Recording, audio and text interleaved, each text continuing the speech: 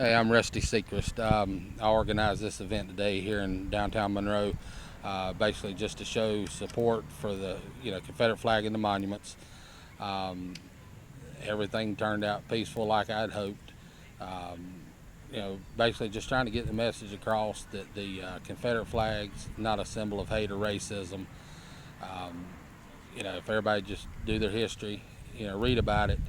Um, Maybe more people would understand, what the flag means to Southern people like me. I was born and raised here in Union County, um, and we're just, trying to get the message out that, not everything's about race. People carrying a horrible flag that has just created so much havoc over the years. I believe that's why Ferguson was burned down, as somebody somewhere in Missouri had a battle flag, and you might think in Baltimore there might be one somewhere in the state, but we've always given a lot of problems. I love Subway. I'm actually born in Missouri, raised in Atlanta, have 12 ancestors from Alabama, 4 from Missouri, 16. 6 of them died for our Southern cause. I've been doing history for a long time, and I'm raised in Atlanta. My parents' first house was at Peachtree Creek where that battle took place. My great-grandfather Hunter was killed July 22nd in the Battle of Atlanta. I had Missourians that were killed in Vicksburg and people that fought. Our people from Alabama, my hunters, did own slaves. My Ellises had one family of slaves. My grandfather, born in 1853, was assigned a man who had the same name that he did that was 7 years older than he. There were 2 George Ellises. George stayed with my grandfather and lived with him until he died in 1920. My grandfather, born in 1889, said that he thought they were brothers because they had the same name and every day they did the same thing together. But it is something different, and we have a heritage. And anybody that thinks slavery today is wrong, but you better go tell that to the damn Yankees that transported them here for 200 years. Yeah. Their slave ship came out of Boston, 1645. Rhode Island, for over 100 years, is already documented with over 1,000 slave trips to Africa. New York City in 1808 became the metropolis of the business. Slave ships were sailing in the 1850s. If you will get Webb Du Bois, look, he is the co-founder of the NAACP. He even lists over 100 slave ships. Now these are only the ones that were caught. Of that, you will find New York, Boston, Connecticut, Rhode Island. We'll find in there some ships that are listed in the District of Columbia. Has anybody ever heard of a ship registered in the District of Columbia? I had never.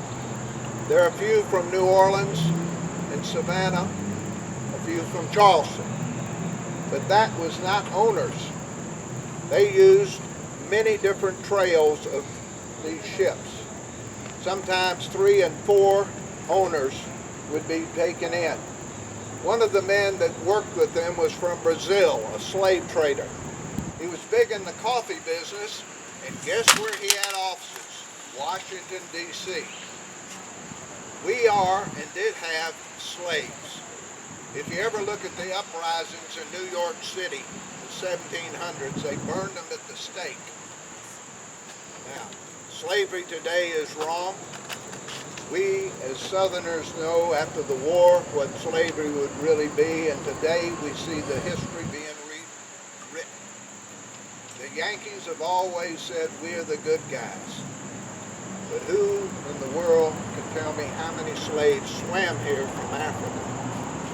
They didn't even have to go into Africa to catch slaves. The tribal wars would create all the slaves, over 20 million in three and a half centuries. They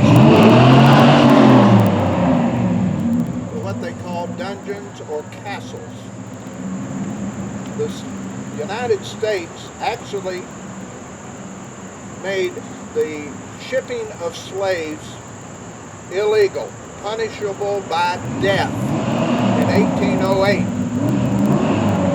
There's only one person ever brought to trial and hung. And that was in 1861, caught. 1862, he was hung. A slaver from Maine. The only reason the British document that the United States was successful in slipping slaves, don't get a new piece of teeth and try to talk. But anyway, what they did, they carried two crews.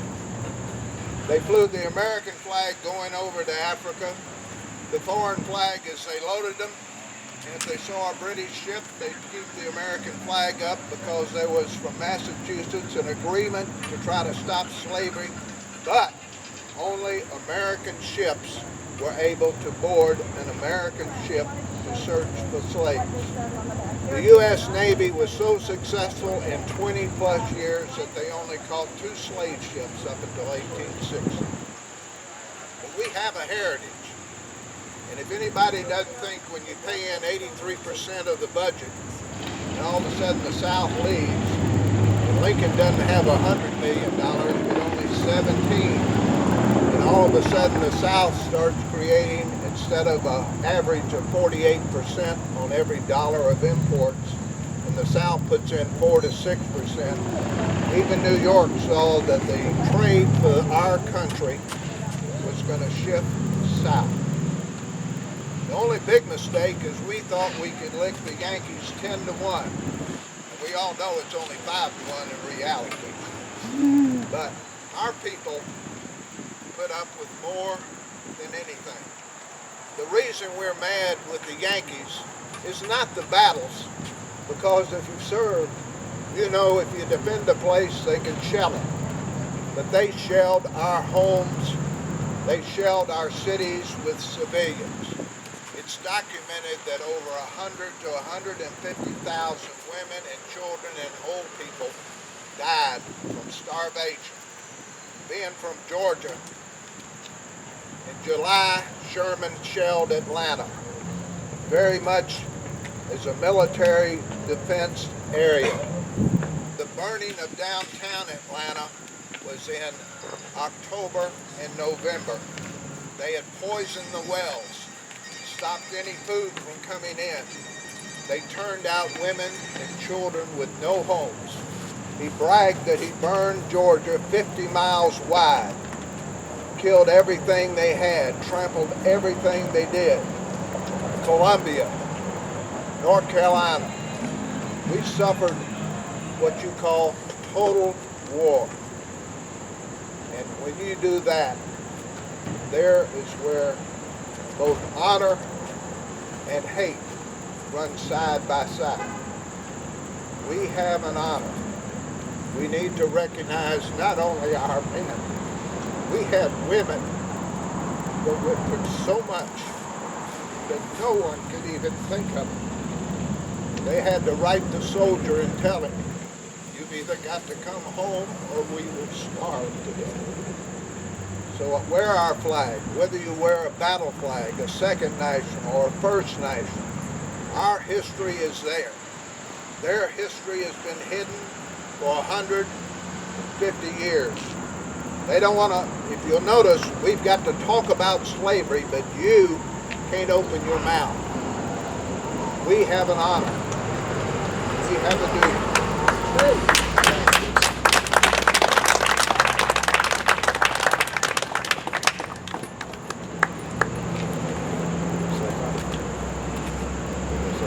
My name's Secrest. I'm the one that organized all this. Just trying to get the PA system to work, but of course it didn't. But I want to thank everybody for coming out and showing your support. What I'm trying to do is raise some money to get security cameras put up on the poles on the sides that face the monument. With all the vandalism going on with them, I think it's time for them to get caught. enact doing it. I'd like to speak a part of that, and I would also like for people to know the women and children were eating grass. Columbia, they were eating grass. Mecklenburg County, they were eating grass just to survive. So yes, I'd like to contribute to this. Well, thank you. It's a good thing. Yeah, it's just something that, you know, Shouldn't be that I want to do. You know, I was born and raised here in Union County. My whole family's here. You know, and if the stuff about the flag don't stop, you know, the children growing up these days, they don't stand a chance. It's gonna be bad. Yeah, like I said, I'm just glad, you know, thankful everybody turned out today. You know, sorry we didn't have, you know, a bunch of speakers set up, you know, to speak to everybody. I'm glad he stepped in and did it. You know, it just maybe one day that, you know, if this rally just changes one person to show them that it's not, you know, about hatred or racism, then I think it's a good day. Amen to that. Amen on that. I'm Roger Melton. I live here in the county. Been here all my life. I think that most of you are just like me. You're tired of getting attacked from the flag when it is history. To me, completely, period, history. You can't wipe the history off the face of the earth. Woo! You can want to change it, but you can't change it. Right. What we are out here to do in a peaceful demonstration is just show our respect and honor for the soldiers who fought under this flag. I know a lot of people try to change it, distort it, and the liberals can put anything they want into it, but our flag right here is us. You can't change your heart, and I think the heart's where it's at. And I just want to see everybody proud of it. And I'm tired of the government social terrorism that they're throwing on us, especially starting down there in South Carolina with Nikki Haley, a Republican who should be standing behind it. It's not hate. It is not hate. It is not hate. Can you get that through anybody's mind? Learn some Courage, not hate. History book. Courage, not hate. Hide the hate. It is not hate. That's all I got to say. She's not even a darn Southerner. Either is Pat McCrory that cut down the flagpole a few years ago as mayor, and that flagpole had flown the Confederate flag for over 25 years. It was presented to the Daughters of the Confederacy in Charlotte, and under the law of North Carolina that was in effect back in 2000, that was a protected item. And he got Pam Cipher to come in there. They not only took the flag down, they cut the flagpole off at the bottom and then cut it in half. And the president of the Daughters of the Confederacy, they even took it over and dumped it in her yard. Now, he is not a Southerner either. And I tell you, it's about time that you stood up and said thank you. Something else. They got that new thing on Facebook. It's crazy. The historian who's number 2 at North Carolina Historical, the black gentleman that's done a book on it, his comment was, if you were in the Union Army and you drove a team of horses, if you cooked, if you built encampments, you were a Union soldier. He said in the South, you had to actually pick up a gun and face the elephant. He said the numbers are there. Now, we have to recognize there were a lot of people that were meaner than terrible, and if we had been slaves, we probably would have fought the same. That we have to recognize, that we had a lot of people that recognized and honored the blacks as well as the whites. They served. Yep. People don't know that in 1860, over 150,000 blacks were free men in the South. Right. The North never freed most of their people in the North. They shipped them south. And I think that's a history. But we do have to recognize, if we had been slaves, you and I would have fought against it like hell. and we saw what happened. People don't realize it, is that the Southern blacks that served the Union, over 150,000, they saved the Union from defeat. And what did they get for it after the war? They couldn't even move north. The black laws prohibited them. They were left with the South to starve for 10 years. And we do have to recognize the people. We both have a heritage. And we have to recognize, as I say, slavery today is wrong. But in many cases, the people that came south were treated better than any place on this earth. And as I say, we have to recognize their history and their thing of fighting. But they have to recognize our thing. And if we don't recognize each other and have some respect, there will never be a dialogue. And right now, the dialogue is mine and not yours. But thank you. Thank you.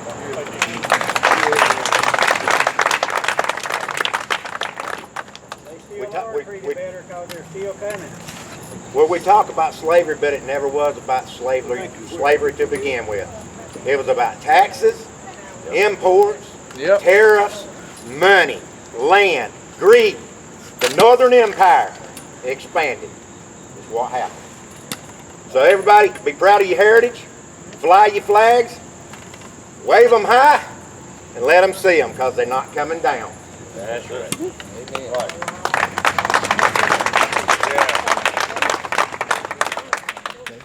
My name's John Ellis. I was born in Kansas City, Missouri. My dad, grandfather, great-grandfather were born in Alabama. My mother's side of the family have people back from the Revolutionary War of Maryland and Virginia, moving into Kentucky and over to Missouri in the early 1800s. My Ellises moved from Georgia over to Alabama in the 1830s. I got into history back in elementary school because it was a thing that interested me in reading. Tom and Jane was not something I enjoyed, but particularly Civil War history, American history, Revolutionary War, stories of the West, anything that had something of movement or historical things that I could actually correlate with the date and sometime the events. Being raised in Atlanta, I was born, as I say, at 2 months, went to Atlanta. My folks' first house was right off close to Battle of Peachtree Creek. Their house actually is where General Gist of South Carolina advanced. I had Missourians that served. They were actually in that battle. My great-grandfather, Hunter, was killed a couple of days later in the main battle of Atlanta. He was from Alabama. I've been able to trace the histories of my Missourians back to the Revolutionary War, both Coopers and Dobbins to Virginia, Coopers back to Maryland and Virginia. I found, as I say, my Ellises and Jones, Hunters and different people that we have in Alabama. And I've been able to correlate because I have been able to identify 12 Confederates from Alabama and my 4 Missourians from Missouri. And they ended up, as I say, in the Battle of Atlanta together. It would end up that part of my Ellises and the Missouri Brigade would fight side by side down out of Mobile at Blakely, the last battle, more or less, in Alabama that took place. I have studied, as I say, history. I read a lot of books. I'm listed as a Southern historian. I do flag presentations both for ROTC from American history.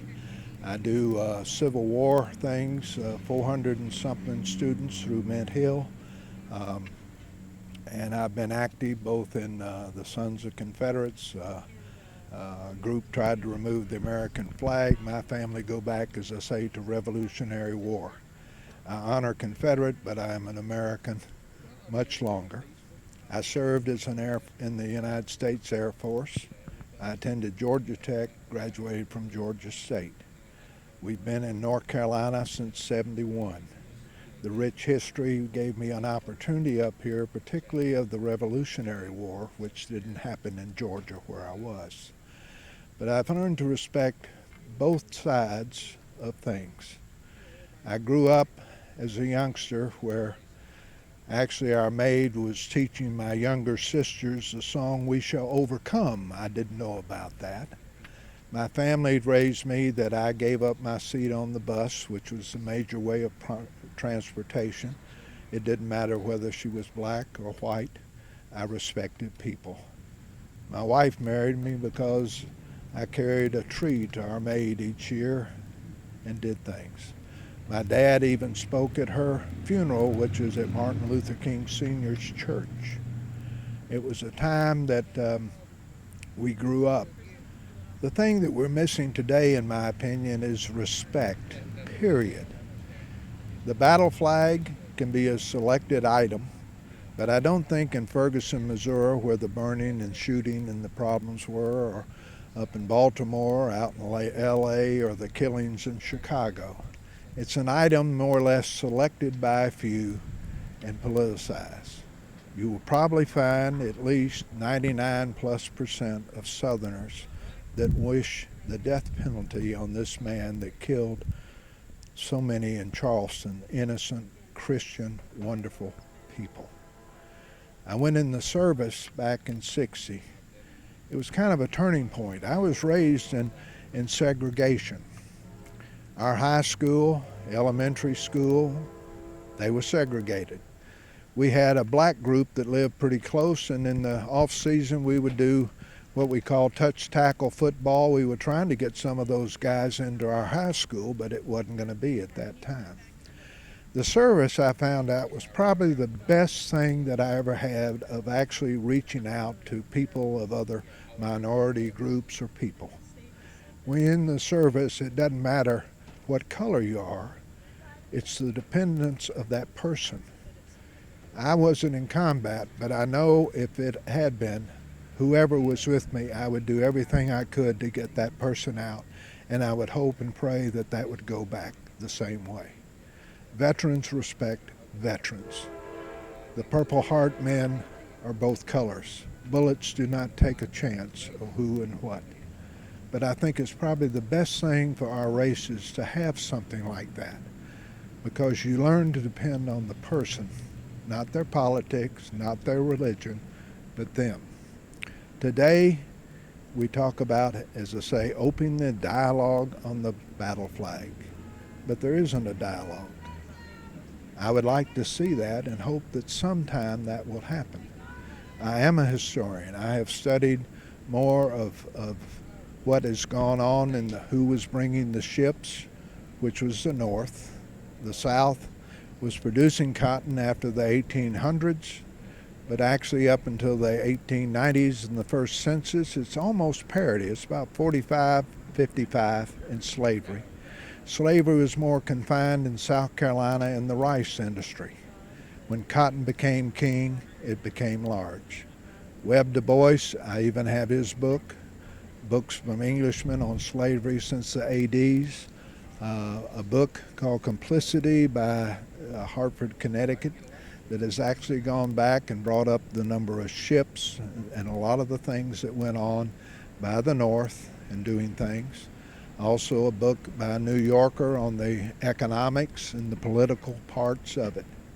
And when you had a South, because of the tariffs, was producing 83 cents of every dollar. Once they left, even though you'll read newspapers from the North saying, good riddance, we didn't want the darn crackers here anyway. All of a sudden, the new taxes that the Republicans had passed had kicked in, and that was actually 49 cents of every dollar. The tariffs actually were not just to raise money, they were to block things more than anything.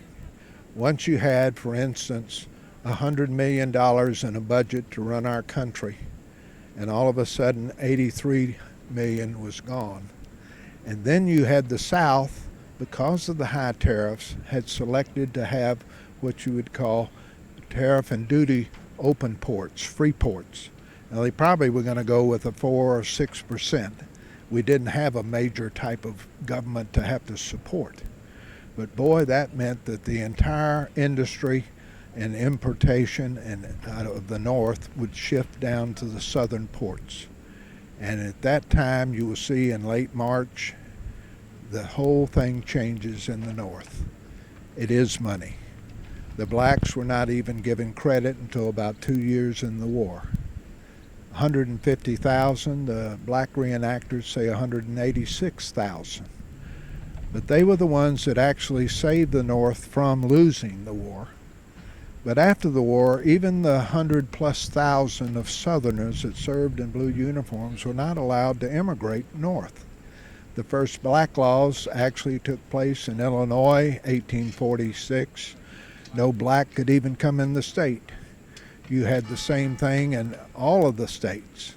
The biggest fear, of course, was this massive number of 4 million blacks to actually become free into one society. You had seen examples of England when they emancipated. It was in their colonies, not in their homeland. Our slavery had intertwined into the United States as colonies as early as the 1700s. And the North was able, by these using of black laws or selling their indentured or slaves to the South, their big fear was coming. The South had actually freed over 150,000, but that's kind of a pittance. It was much more than the slaves in the North. But there was a fear, particularly after Haiti. Haiti was a thing where you have to remember Du Bois, with the NAACP co-founder, actually only credits coming into the actually original American colonies only 645,000 from Africa, and that's out of 11.5 to 12 million. Haiti had actually been a very, very rich colony of the French. Unlike the South, the slaves down in the Caribbean and South America were not allowed to have children. If a woman became pregnant, either that child was killed or she was killed. They did not have time for youngins to be running around not producing. The South was different. They work like the Dickens, just like our farmers work, but they don't work 360 days a year. A lot of them, of this 150,000, a lot were freed by families, but a lot actually were able, through sharecropping in themselves, to buy their freedom. I think slavery would have been gone by 1880 because with McCormick and the inventions of picking cotton and plowing and doing different things, but still there was this thing. We had two different groups of people, the blacks and the whites. And there was a fear, particularly after Haiti, when they killed anywhere from 20 to 35,000 whites, 45,000 French and British troops. It was the first genocide of actually a white society. And that, plus Nat Turner, people don't realize when John Brown came south, his plan was a Haiti plan. It was to arm 10,000, then 20,000, up to 50,000, and to kill everyone. So this was a fear. We kind of had the tiger by the tail, and I think the South knew that this was something that was not going to continue. The war actually, they felt, because of the 35 years of heavy taxes, that they were stripping themselves of that. They would once be able to start shipping their own cotton to England. The North, because of the money, declared war. And the entire population of New York saw this shift that we have. Today we need an open talk. We need a talk of who captured the slaves in Africa, who shipped the slaves. Slavery today is wrong. If I had been a black, I would probably be doing the same thing. The South rebelled just with 10 years from 65 to 75. No one likes to be held down. But the problem we had, we were the only area on the earth where slavery had intermixed from its beginning into the heavy population. Even Douglas said, as well as Lincoln, it is difficult for two cultures to ever blend. Their idea, Douglas suggested going to Haiti or Africa. It was not accepted because the blacks were no longer Africans as they call themselves today. They were American. Africa wasn't going to be any more friendly to them. Remember, they were the captured tribe, sold. Ghana even wrote to England in the late 1870s if it was possible to start slavery again because they needed the money. But money is always in it. It's there. We need to honor the black soldiers. We need to honor the Southern soldiers. Our mistake, as I said once before, we thought we could whip 10-1 Yankees, and we found out it was only 5. But you have to remember, at that beginning of the war, the entire military force of the United States was 20,000 men. I don't think anyone knew the things that would go on. The hatred for the South is not really against the soldier per se, except in the last 2 years, the United States, and this is recorded by France and England, as starting what you would call total war on civilians. And this was actually war against our families, against cities that had no military bearing or population, no defense. I'm from Atlanta. The early battles of July, it was a defensive position. It is open for bombardment, shelling, and shooting. The biggest part of burning downtown Atlanta took place in the fall. They had already poisoned the wells, stopped food from going in, and only a few women and old men and children were left. They were turned out right before winter. Sherman went through and burned all 50-mile wide down to Savannah. There was no army between he and Savannah except a small group of cavalry. South Carolina suffered the same thing. Today there is empathy for the Indians that were destroyed and burned and killed. You have to remember that that was Sherman, Sheridan, and Grant. Grant's famous, only a good Indian is a dead Indian. He even wrote to Sheridan, burn 'em, kill 'em like you did in the Shenandoah Valley. He even admitted from studying at West Point under the Code of Conduct that he had committed atrocities. The hatred is not just fighting, but the actual war on civilians. And I think that's what stayed. Today we respect each other, or can respect each other. And I don't think you will find a flag in the way. Being just upset at looking. We agree that person that kills someone is wrong. In fact, he should pay for his life. And I don't think you'll find a Southerner trying to defend him, but I guarantee you there will be people already saying he didn't know what he was doing. Evil is evil. And I don't think attacking, unless you think that Hitler burning books and ISIS blowing up Christian and Buddhist and other symbols is going to bring anything more of respect. And I hope someday maybe we'll have that time. Thank you.